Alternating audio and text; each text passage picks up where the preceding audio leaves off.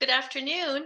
Welcome to Preservation Connecticut's Spring 2023 series talking about preservation, our noontime chats about everything preservation. I'm Jane Montanaro, Executive Director of Preservation Connecticut, and I'm pleased to be your host.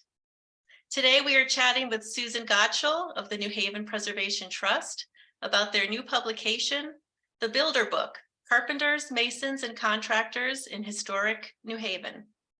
But before we begin, let me give you a brief intro into Preservation Connecticut.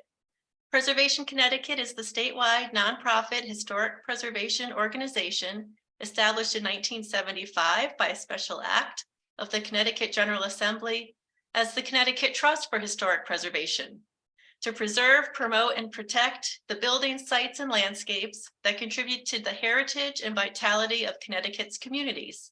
We are statutory partners with the State Historic Preservation Office, and I'm proud to say that for over 4 decades, we have successfully championed the protection of remarkable community assets all over the state by leveraging funding, advocating, forming partnerships, and promoting stewardship. Our office is on Whitney Avenue in Hamden, Connecticut, listed on the National Register of Historic Places. The Eli Whitney boarding house, shown here, was built in 1827 to house workers for Eli Whitney's armory, and it served as Preservation Connecticut's headquarters since 1989. We have a staff of 9 preservation professionals and a board of 21 preservationists from around the state. Staff listed here are always available to assist with inquiries. Christopher Wiegren is our Deputy Director. Contact Chris for information on historic preservation easements, our bi-monthly magazine, Connecticut Preservation News, our Olmsted in Connecticut survey project, and to arrange book talks for his book, Connecticut Architecture, Stories of 100 Places. Renee Tribert, Making Places and Preservation Services Manager. Please contact Renee for information on redevelopment of historic industrial sites and tax credit applications. Jordan Sorensen is our Development and Special Projects Manager. Jordan manages all of our communications and outreach to members through social media and email, receives and monitors demolition notices from municipalities, and prepares historic tax credit applications and nominations to the State and National Register of Historic Places. Kristen Hopewood, Development Assistant, manages all of the inquiries that come through our websites, provides member services, arranges special events, and is the editor of our Historic Properties Exchange, a free listing of threatened historic properties. And finally, our team of circuit riders, Brad Scheid, Mike Farino, Stacy Barrow, and Stefan Danchuk. They provide immediate boots on the ground service to homeowners, developers, municipal leaders, nonprofit organizations and museums, historic district commissions, and much more, with an array of preservation technical assistance, including community organizing, prioritizing maintenance and repairs, historic designations, funding, and archaeology. These chats have served as a meaningful way to meet our mission, connect with the public, and learn from preservation partners. Please feel free to use the chat feature to ask questions directly at the end of the presentation, or of course, contact us afterwards for a call or a site visit. Please join us next week for our last session of the spring series as we chat with Liz Waitkus, Executive Director of Docomomo, about preserving moderns, and we'll learn more about their upcoming national conference in New Haven, which will be held next month. So now I'm pleased to welcome Susan and turn the controls over to her. So I'll stop share. And Susan, you can share your screen. This, no, the bottom, next one down. This, That, yeah. Double click. There you go. Perfect. all right. Hi, everyone. Do I see myself? No. We can hear you. We can see you. All right, that's great. Take it away. Thank you very much. I'm delighted to be here, and thank you, Jane, for inviting me. Couple of little notes to begin with. There is a co-author for this book, Jack Tripp. He's a very talented Yale senior. And as you may figure out, given the date, he's in the middle of finals week. So Jack is not with us today, but he is a true co-author and I couldn't have done it without him. I'm holding up the book. This is the book. It's available from the Trust as a perk of membership. We've donated them to libraries, to the Board of Education, to other preservation organizations, and of course to members and friends of the Preservation Trust. Unfortunately, it is not for sale. That was one of the conditions of the state grant. But if you contact NHP info@nhp.org, we may be able to arrange for you to have one. So let's start with a few slides. This is a photo from the Yale archives of a construction site on York Street in 1926. It's a little more recent than most of the work in the Builder book. You can see the scaffolding is still wood and kind of higgledy-piggledy. It would never pass an OSHA inspection. The important thing is the sign in the middle, which says the Sperry and Treat Company. I love this picture because we found it near the end of the research when we'd already included Mr. Sperry and Mr. Treat in the book. It's icing on the cake to have visual evidence of their firm at work.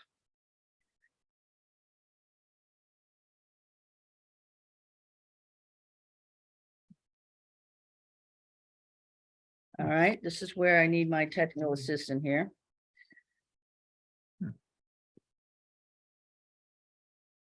Mouse. Yeah.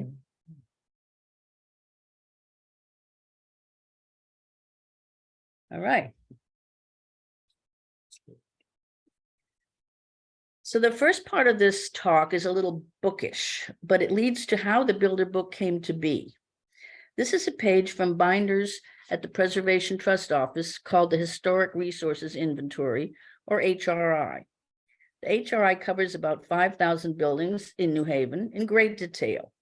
The page on the screen is the HRI listing for the New Haven Free Public Library. And there's the architect, Cass Gilbert, highlighted in yellow. Most HRI entries identify the architect along with the first owner. Okay, went the wrong way. However, a few of the entries list the builder, not the architect. Here's the HRI page for 840 Howard Avenue in New Haven, showing the builder was Lyman Treat. Who is Lyman Treat? Has anyone now living ever heard of him?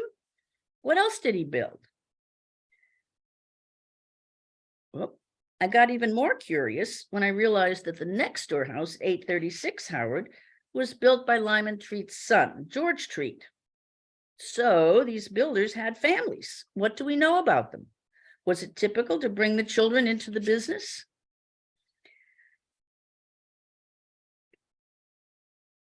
This is a photo of 836 Howard, George Treat's house. You can see that he threw all his masonry skills at this house, with arches above the windows, stained glass windows, leafy terracotta tiles, and other showy details. In 1886, when this was built, the house would have been a marketing tool for the Treat's masonry business. These two houses, 836 and 840 Howard, are owned by Yale New Haven Hospital, which to its credit has maintained them well, giving some 19th century style to Upper Howard Avenue. One more HRI entry, the page for 466 Orange Street, listing the builders as Nehemiah Sperry and Willis Smith. More builder names, now almost forgotten. I've been a student of architecture in New Haven for a long time, but this was a hidden undercurrent, something I hadn't come across before. So out of curiosity, I started making a collection of these entries that featured the builder, not the architect. And this is the house at 466 Orange Street, the Sperry House. It seems that Nehemiah Sperry's sister married Willis Smith, and the brothers-in-law went into business together. So not only did the builders have lives, their lives were intertwined. How many of these builders knew each other? I began to have that feeling you get when you start to make the right connections. One more book thing. This is a page from a book by Elizabeth Mills Brown that many of you know, called New Haven, A Guide to Architecture and Urban Design. It comes up on eBay now and then. You can find it. Betty Brown, as we fondly call her, gives vivid and often opinionated descriptions of many buildings in New Haven, residential, commercial, and educational.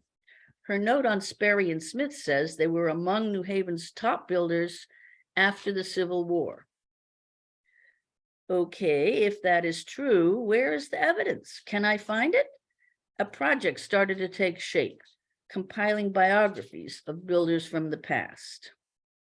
So, with the blessing of the Preservation Trust Board of Directors, I pitched a booklet about the lives of builders working from about 1810 to 1930 to the State Historic Preservation Office. They thought it was a plausible idea and awarded a grant to the Preservation Trust. Originally, this was going to be a 28-page booklet, and it grew and grew and grew. This is a map of the buildings and structures in the book, a mix of building types, architectural styles, and city locations. Here's what I learned from this project. Things were fundamentally different then. The construction industry changed for all time in the 20th century. Along came electricity, power tools, steel framing, and so on. Today, a building is put together by contractors and subcontractors who may not have worked together before. They order parts from manufacturers in far-flung places, shipped to the site on 18-wheeler trucks. Their workers use forklifts and rivet guns. Think about it. For thousands of years, every building on Earth was put together by hand, using muscle power and hand tools. The era covered in the Builder Book was the last hurrah in that long, long period when handcrafted construction was the only option. That seemed to me to be something worth writing about. So here's a picture of my co-author, Jack, at the New Haven Museum Library, doing the research for the book. There are fantastic collections of local historic records in various institutions run by librarians who know their collections inside and out.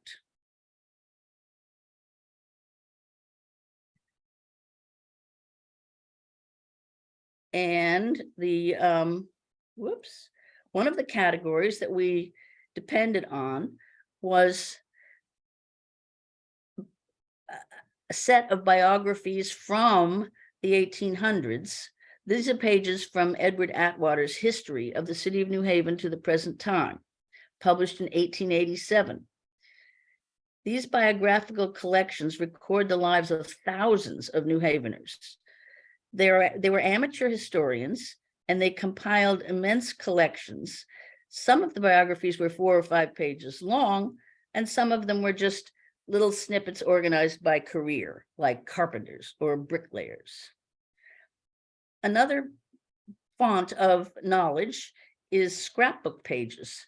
At the New Haven Museum, they have a set called the Dana Collection of about 150 compiled scrapbooks.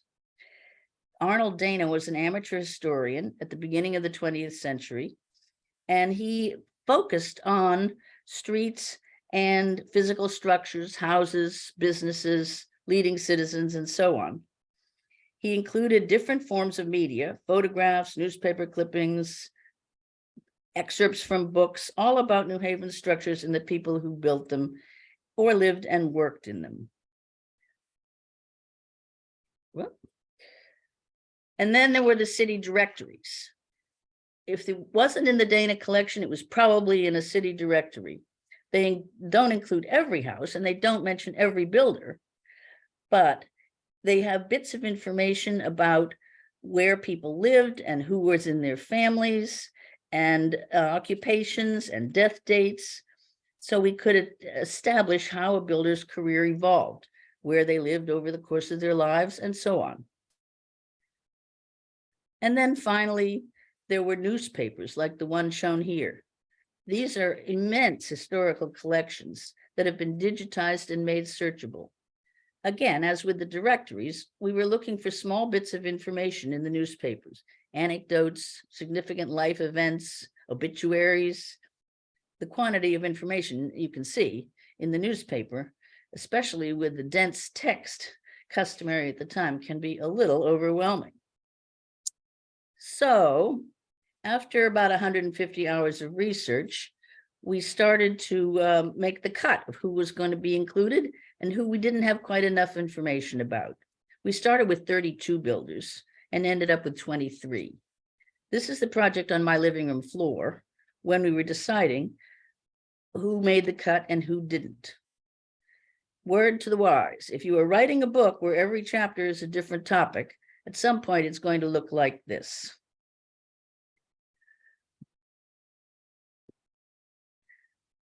Okay. We're on a page.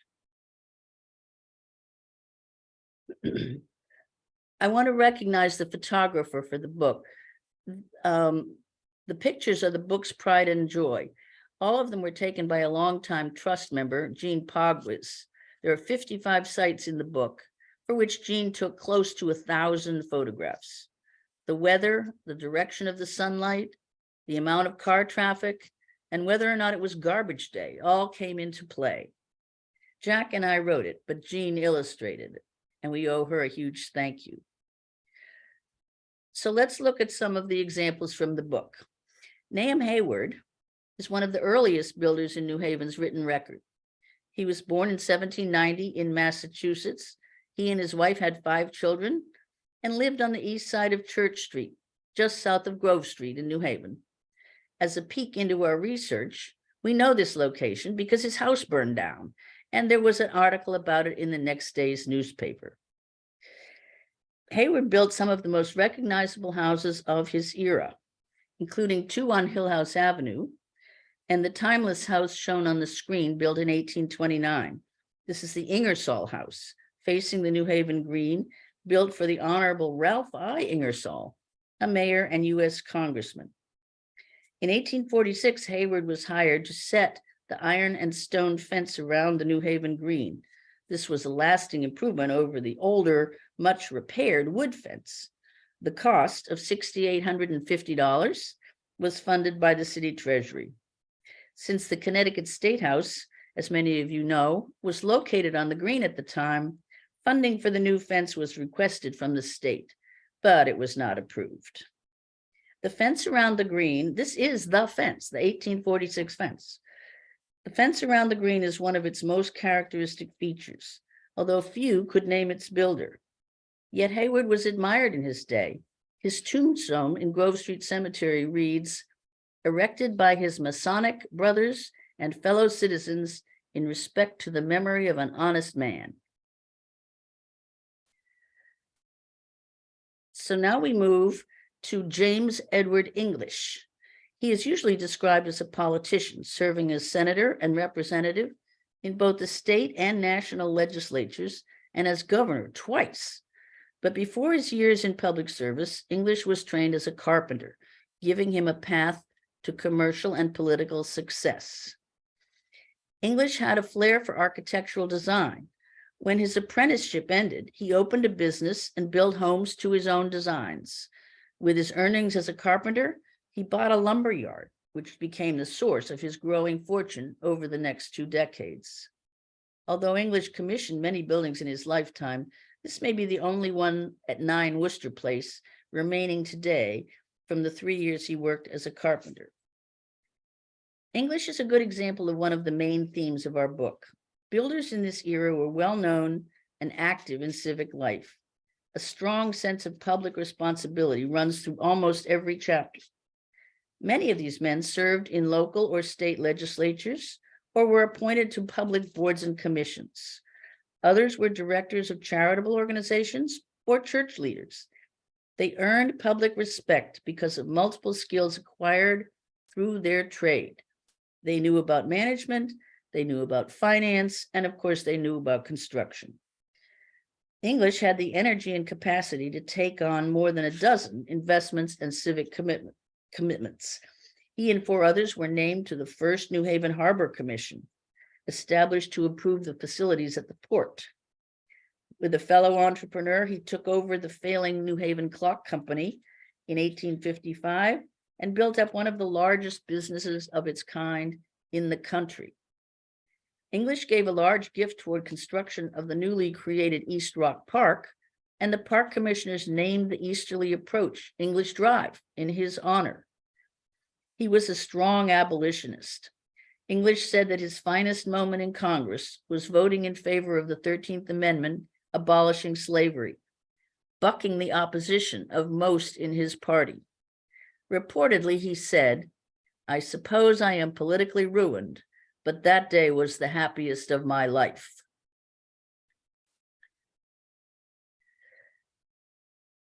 This is the Warner House by Stephen Perkins, built by Stephen Perkins, designed by Henry Austin. Over 4 decades in the middle of the 19th century, Perkins builder supervised the construction of dozens of buildings in this area. He was raised on his family's farm in Woodbridge, and for all but 13 years of his life, Perkins lived on the farm where he was born. He served in the Connecticut legislature and was a leader in the early days of the Republican Party.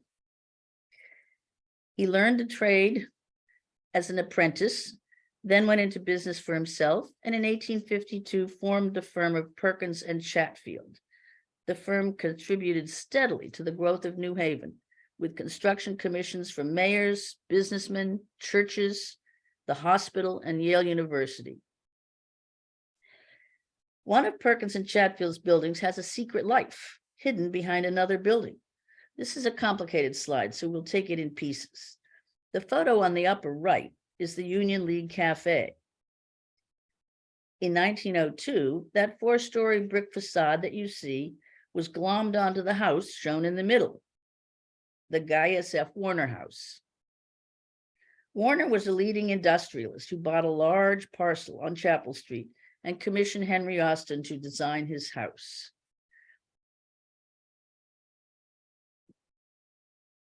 When Warner died, the house was purchased by Peter Carl, whose passion was building a 2,800-seat opera house in his backyard. You may remember that opera house as the Hyperion. Meanwhile, the house was purchased by a political society known as the Union League for use as a clubhouse. The club needed more space, so they built the addition we see today, extending out to the sidewalk. A century later, the Warner House is still tucked inside the Union League building. How do we know? Look at the photo on the left, showing windows and ghosts of windows on the east side of the Union League Cafe. Compare them to the windows on the Warner House on the photo in the middle. They match. There are public walkways on each side of the Union League Cafe. You can go tomorrow and check this out for yourself.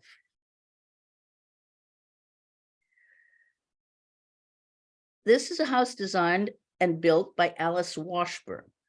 Washburn was a self-taught builder and designer who specialized in gracious custom-built homes. She was a school teacher, wife, and mother who did not begin her career in construction until she was 49. She decided to enter the business world just as the suburbs of New Haven experienced a building boom in the 1920s. For a decade, Washburn's designs were in great demand for their appealing style and workmanship. She was known for her close supervision of every facet of construction, with a crew of carpenters and craftsmen who executed her designs as a team. Washburn insisted on a certain level of quality and built accordingly, even if the owner had not asked for a particular feature. With her crew, Washburn built nearly 90 houses in New Haven, Hamden, Cheshire, and Woodbridge. 10 of these are in New Haven, built between 1924 and 1930. This house at 86 Elmwood Road is a somewhat unusual example. The extra large windows and corner pilasters are typical of the dynamic look, but the offset bay is a unusual feature compared to her other houses with central entryways and symmetrical windows to each side. Washburn's refusal to compromise on building details along with her lack of business experience, were factors in her inability to withstand the Depression, and her business closed in 1931. She died in 1958, unremarked except by family and members of her longstanding crew. Now we come to Long Wharf Pier and William Lanson. Lanson has become widely recognized in our era, but his achievement at Long Wharf Pier is not easy to understand. A free Black man, Lanson and his family moved to New Haven in about 1803. Within 7 years, he had become the city's principal wharf builder, hired by developer James Hillhouse, yes, that James Hillhouse, to extend Long Wharf Pier out to the shipping channel in the harbor. Long Wharf Pier dates back to the late 1600s, but for about 140 years, the dock did not reach the shipping channel. Lanson convinced Hillhouse that he could extend the wharf and give a boost to the export trade. He realized that wooden piers did not give enough support in the deep mudflats of New Haven Harbor. He designed a way to bring large stones downstream on barges that could each hold 25 tons, using stone as the structure of the wharf. This new technique enabled him to extend Long Wharf by 1,325 feet, at the time, the longest wharf in the country. That much is fact, but try to visualize it. 1,325 feet is about a quarter mile. You and I would not want to lay even one row of stones that distance. So Hillhouse stakes Lanson to some big barges, and Lanson finds a hillside, legend says in East Haven, where he can excavate boulders. But here's where I start to wonder, how did he get so many stones out of the ground and onto his barges? Remember, no power tools. Perhaps he had carts and teams of oxen. None of the biographers say much about the labor involved, but when you give it some thought, it's hard to imagine. Not to mention that the first 20 or 30 barge loads of stones would have sunk into the mud without a trace. It's no wonder that his relentless drive to complete the project was widely admired. When he was done, the largest ships could be tied to the wharf at all stages of the tide, avoiding the need to anchor offshore and unload onto lighter vessels to bring the cargo into port. Here you see Lanson's stones, still functional 210 years later, under the capstones added during the construction of I-95.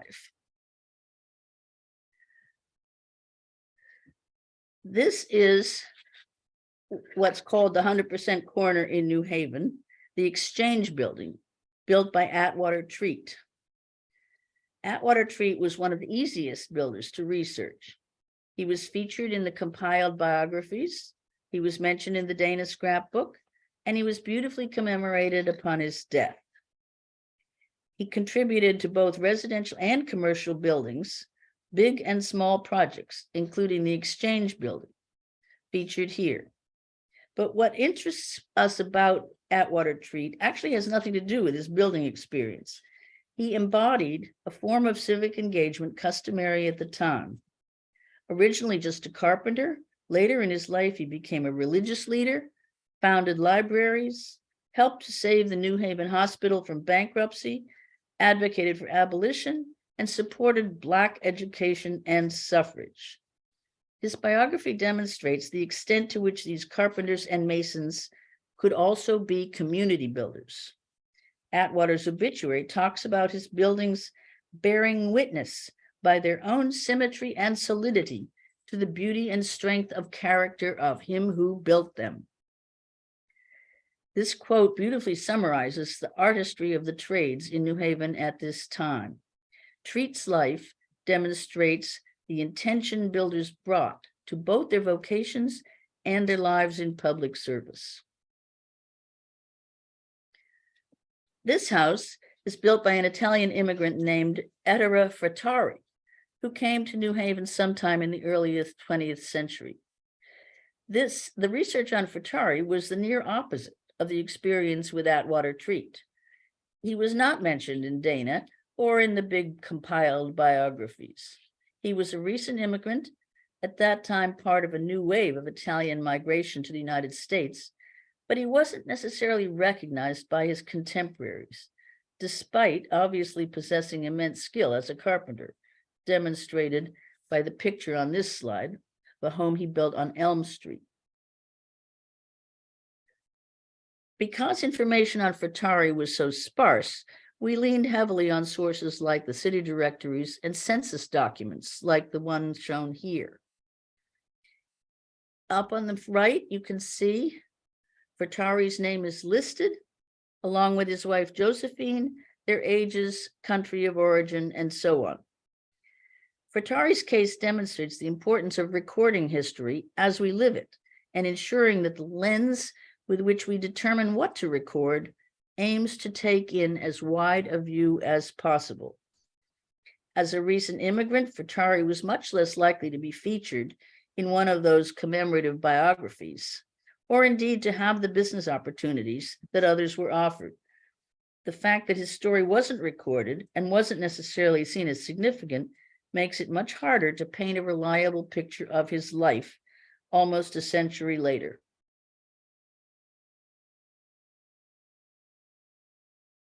This is one of my favorites, 311 Temple Street, built by Sidney Mason Stone. Sidney Stone represents a major professional shift going on at this time. He was born in 1803, and he studied engineering at the newly opened New York University.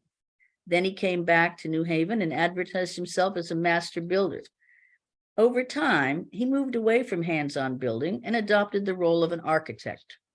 He often competed for jobs with a more famous local architect, Henry Austin. Stone designed over 100 churches around the state, including a remodel of the interior of United Church on the Green. Sidney Stone was not alone in moving back and forth between the builder's role and the architect's role. Through the century, the distinction between builders and architects remained fluid. You can read more about this in Chris Wiegren's superb introduction to the Builder Book. Stone never wanted to be pinned down to one particular style, but all of his buildings are graceful and well-detailed. This building is the Ezekiel Trowbridge House, built in 1852, now the Center Church Parish House. Stone used the fashionable Italianate style and embellished the four-square house with an intricately carved porch, unlike any other in New Haven. My other favorite builder is Willis Minor Smith. Smith was born in Woodbridge in 1819. His family is one of the oldest in town, going back to Reverend Woodbridge himself. He married Mary Sperry, the daughter of another old Woodbridge family and the sister of Nehemiah Sperry. More interconnections. As I described earlier, the brothers-in-law formed a construction partnership which lasted under several names for almost 100 years. Willis Smith's greatest achievement was superintending the construction of the Soldiers and Sailors Monument at the top of East Rock Park. The monument is dedicated to the men who served in 4 wars, an expression of 19th century idealism on a grand scale. The bronze statues at the 4 corners are called Prosperity, Victory, History, and Patriotism. Smith devised a derrick that could be raised and lowered to lay the stones for the shaft of the monument. He perfected a method for laying stone in below freezing temperatures, and he invented a complicated hoist to close the opening at the top of the shaft. The monument was dedicated in June 1887. If you'll allow me, I just want to read a few sentences from the book. The dedication of the Soldiers and Sailors Monument was the largest celebration in New Haven's history. The bells of Trinity Church rang out at sunrise, answered by gun salutes from a warship in the harbor. Every horse owned by the Fairhaven to Westville Street Railroad was called on to drive carriages to the top of East Rock Park. Along streets lined with flags, the parade had 7 divisions of military and honorary members. 2 Civil War generals participated. It was reported that 175,000 people attended the parade and ceremony. Almost half of Willis Smith's 700-word obituary in the New Haven Morning Journal and Courier was devoted to this accomplishment. The Soldiers and Sailors Monument is his legacy to the city, visible from miles around. So, as I wrap up, let's touch on what we'd like you to take away from this talk. We hope it awakens your curiosity. As you walk or bike around New Haven, you might say, that's an unusual building. I wonder who built it and how it's lasted this long. This slide shows examples in different New Haven neighborhoods that you might come across and take a closer look at. We hope this helps you to be observant of the historic architecture of this city and learn to value it as much as we do.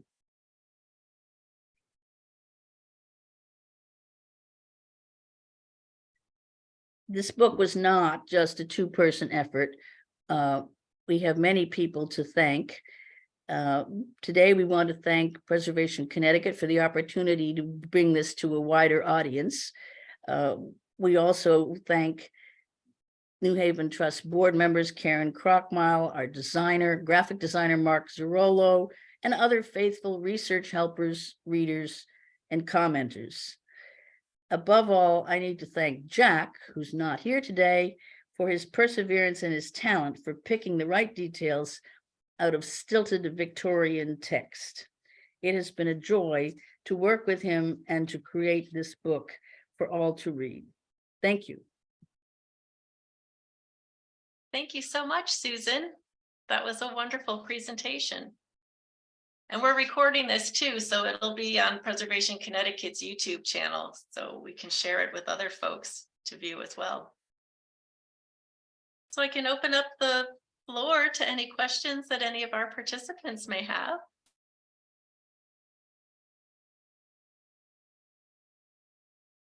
How long did it take you to do this project from start to end? The grant was approved in December 2020, and we really didn't get started until the spring of 2021, and we finished it in September of last year. So I'd say a year and a half. That's pretty good for all that research. Well, the research was concentrated in the New Haven Museum, the New Haven Free Public Library, the Yale Library and Archive and Manuscripts in particular, and the Institute Library. So there was a wide range of collections and opportunities to dig deeply into some of these builders' names.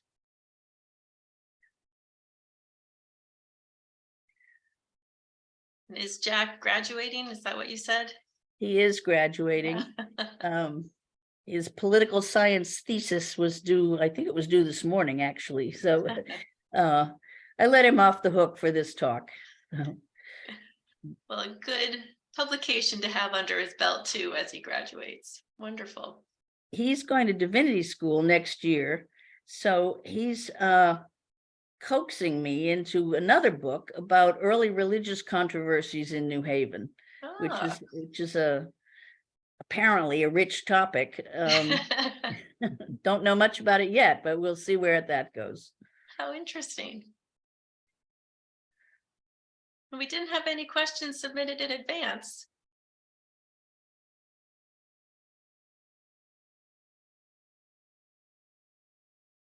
I think we have a quiet group today. Your presentation was pretty thorough. Thank you for bearing with me for some of those details. I know when you talk about people being born in 1803 and 1812, and it seems like pretty abstract dates, but they all, most of them actually knew each other. And you can find in these old newspapers references to them referring each other for different jobs.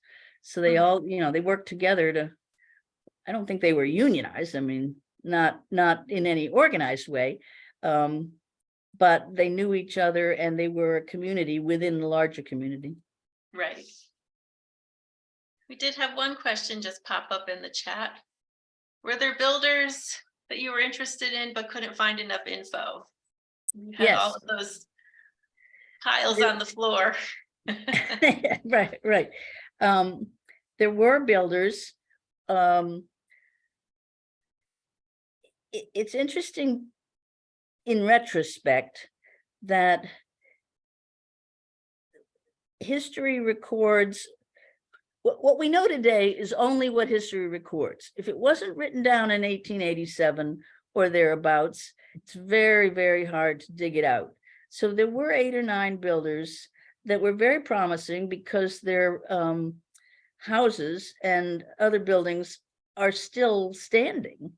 But you know, maybe you can find their wife's name, or maybe you can find their obituary, but there isn't enough there to build a whole chapter around. Right. Very interesting. Some of them we had to let go reluctantly because some of the buildings were pretty prominent, but the biographies were missing. Mhm.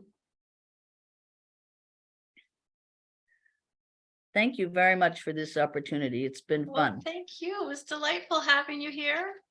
And remember, everyone, you can get a copy of the book by contacting New Haven Preservation Trust. Thank you, Susan, so much. Thank you. Bye-bye, everyone. Bye. Now what do